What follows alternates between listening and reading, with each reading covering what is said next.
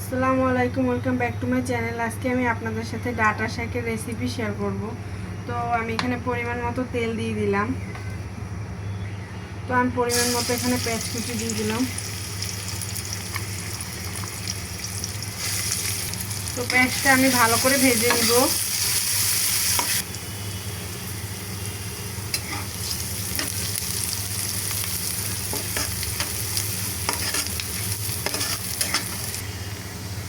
সামান্য পরিমাণে পানি।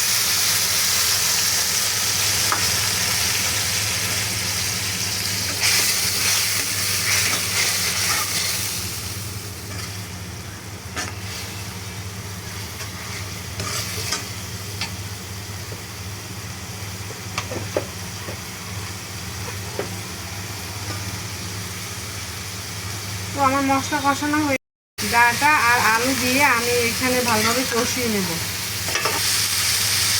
তো আমার আলু আর ডাটা কষানো হয়ে গেলে আমি এখন পানি দিয়ে নেব। ডাটা আর আলু যখন পানি বলক চলে আসবে আমি এখন শাকগুলো দিয়ে দেব।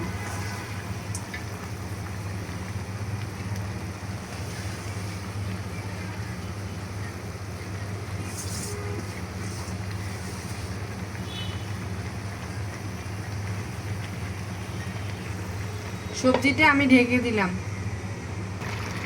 তো আমার শাক এখন আমি ঝোলটা মাখা মাখা করে নেব। তো আমার শাকটা এখন মাখা মাখা হয়ে গেছে।